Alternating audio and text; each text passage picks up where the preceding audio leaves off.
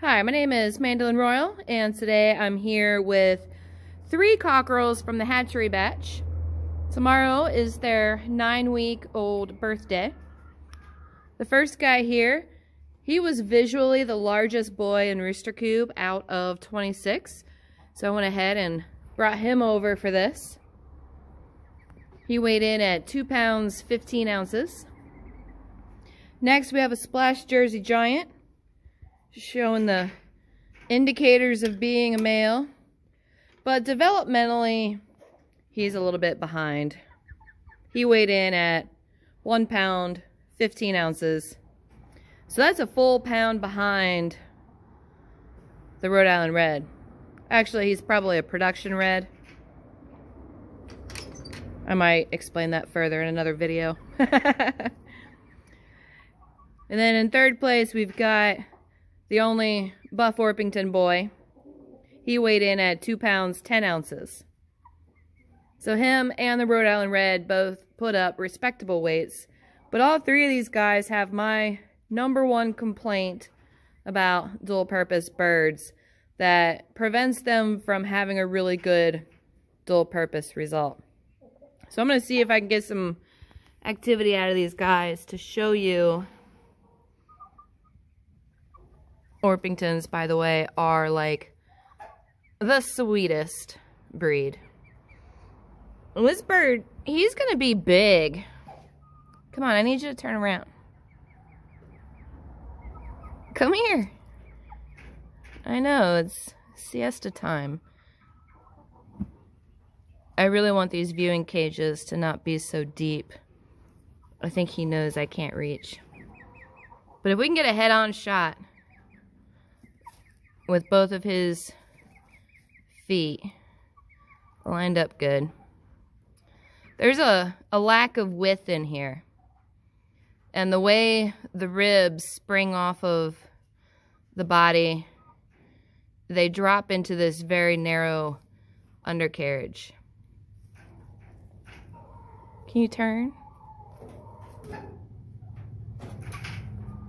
But basically, these 3 fingers just barely fit in between, and all of his width so far is up on top of his body. It's not in that undercarriage, and that has been typical in all of the varieties I've tried for dual purpose.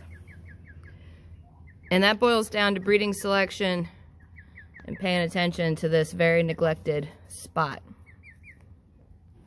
On the Jersey Giant, he drops in very narrow as well. I'd be surprised if I can get 2 fingers in there. And it was the same story on the red cockerel.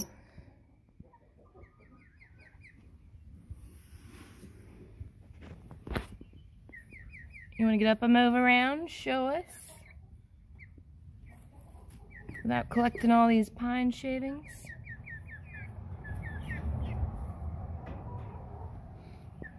I'll just slide this camera in there. See how narrow? There's not much going on the underside of the birds, and that has a significant impact on the dressed carcass and what that looks like. Now, I'm going to throw a photo on the end of this video that shows you a dressed out comparison. But first I want to show you this doodle that I hope shows what it feels like. So this is what all 3 of them feel like. And this added width is what I'm used to feeling on the American breast. If that visual could be a feel. I'm going to take you into the hatch room and show you some 1-week-old American breast chicks while they're still in their fluff before they've gotten the distracting feathers, so that we can see the differences in them, in the structure and the stance and what's going on the underside of the bird. So let me go ahead and get over there and get them pulled out. to show you that part of it. Alright, so here we have 3 very confused 1-week-old American breasts. But I want you to see what's going on the underside. This one's showing us the back end. Here's 2 fingers. And at 1 week old, they already show a lot of width. Their leg color is starting to turn. They do hatch with yellow legs that turn blue over time in the first couple of weeks. This one isn't quite as wide as the other 2.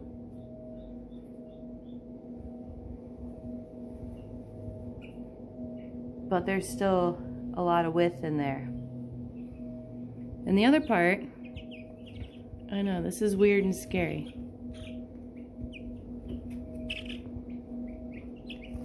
What that feels like on the keel, I can feel the keel bone, but I can also feel the fleshing on either side of it.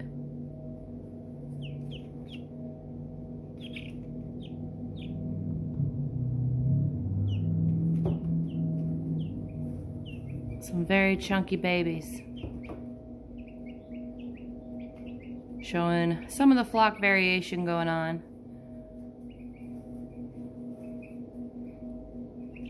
But I had to breed that in there. Not all of them I started with had that. I did have to work for it. I did have to select for it. And I do still even watch how they grow from these earlier stages. It's too soon to tell how they're going to finish out. But already, this one is more narrow than the other 2. But still showing better underbody width than the 3 cockerels from the other breeds. This is probably going to end up being the biggest bird, if I had a guess. But that underbody width, it's very, very important in what you can expect for your final table result. So next I'm going to show you a couple of images to hopefully really drive the point home. Because I really do think it's one of the most neglected part of what's getting selected for and what's getting looked at. Because if you're not handling your birds, you'll never feel that difference. And if you're not constantly watching them, at least when you're doing the chores and comparing them to each other,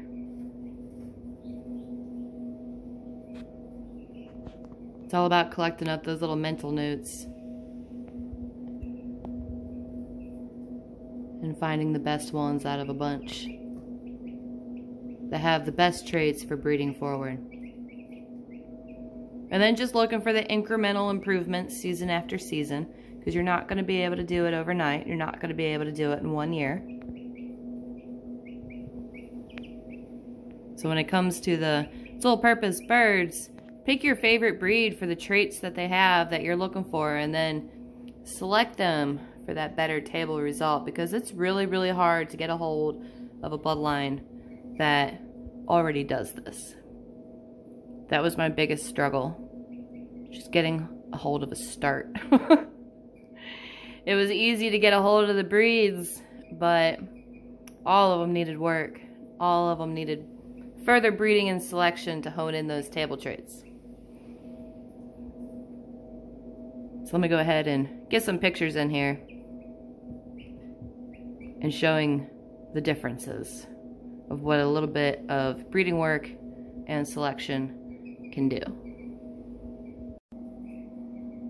I totally forgot about the Wyandottes. This is a cute little pullet, and they were actually the meatiest out of everything that came from the hatchery order. Yeah. And they also had the best underbody width.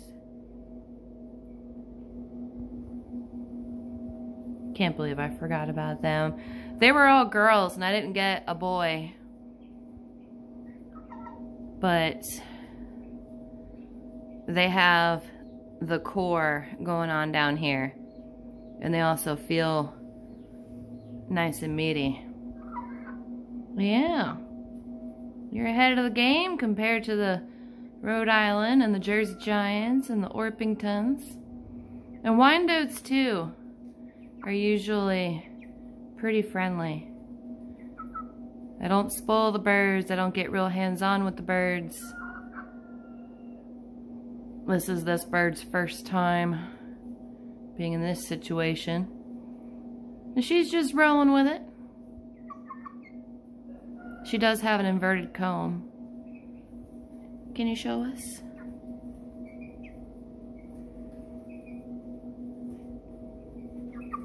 So that's something that could get stuck in that line if she was one that I hatched from, if I did have a boy. But she's a nice little chunky bird. All of the Wyandottes were. And again, that chunk factor's coming from that underbody width. Look at that.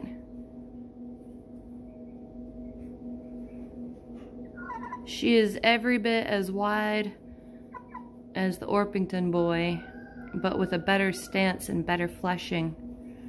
You can feel it in there.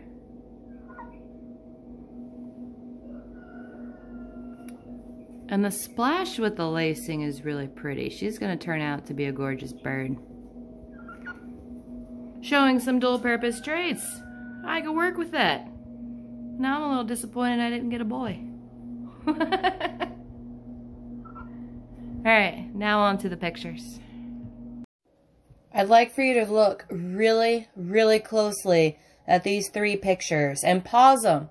Really stare at them to recognize the differences in the width underneath the body, in between the legs, because it does have a really significant impact on what you can expect from your dressed out birds.